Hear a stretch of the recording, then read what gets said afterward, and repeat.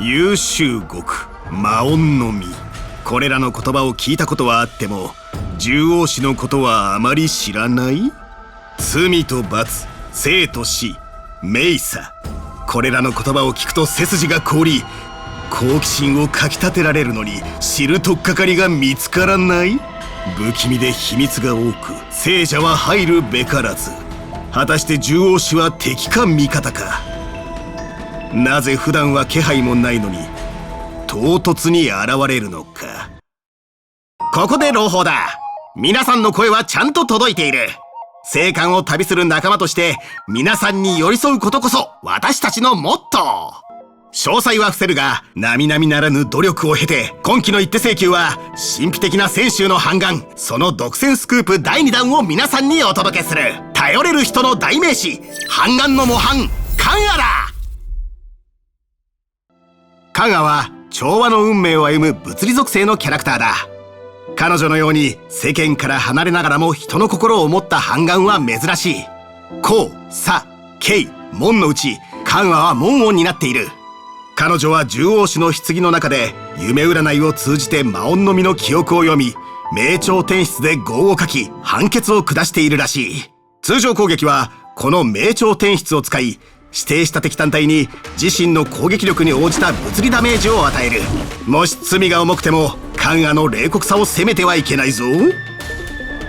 戦闘スキルでカンアが幽符通霊を投げると天地が暗くなり、漆黒の鎖が青い光の中から現れ、指定した敵単体にカンアの攻撃力に応じた物理ダメージを与え娼婦を付与する。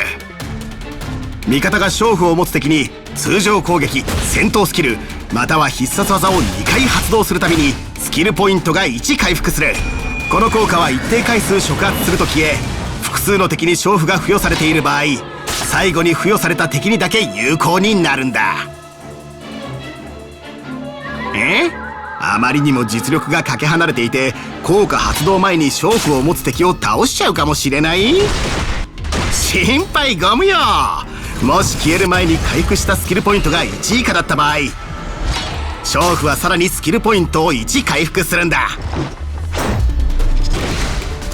また味方が娼婦を持つ敵に通常攻撃、戦闘スキルまたは必殺技を発動すると一定ターン継続するダメージアップ効果を得られる。カンアが罪人と認めた者に逃げ道はない。なぜなら彼女は先手を打って秘技で敵を攻撃し、戦闘開始後にランダムな敵単体に娼婦を付与するからだ。とある情報筋によると獣王子の隠密活動は非常に危険で、半眼たちは協力して重罪人を捕らえる。その中には命知らずな奴もいるらしい。ベテランの半眼としてカンアは団体行動に慣れている。必殺技を放ち、彼女は味方単体の速度と攻撃力を一定のターンアップした。ここにカンアの戦闘動画がある。どうやら公務を遂行しているようだ。彼女は敵に対して顔色を変えることなく戦闘スキルを発動、娼婦を付与した。これで味方は娼婦を持つ敵を絶えず攻撃するだけで無限にスキルポイントを得られるぞ。開拓者が敵に戦闘スキルを発動、娼婦を触発してスキルポイントを1獲得した。そして炭鉱が敵に戦闘スキルを発動した後、美月なのかが獲得したスキルポイントを使い HP の低い味方にバリアを張る。まさに以心伝心だな。カンアの通常攻撃によって味方スキルポイントを獲得した。同時に EP が満タンになったカンアは必殺技を発動して炭鉱の速度と攻撃を引き上げる。炭鉱の攻撃で敵はすでに虫の息だ。最後に開拓者の戦闘スキルと必殺技を食らい完全に戦意を失った。これで獣王の制裁合法は常にありということを覚えてくれたらいいんだが、さあ退勤の時間だ。逮捕通知？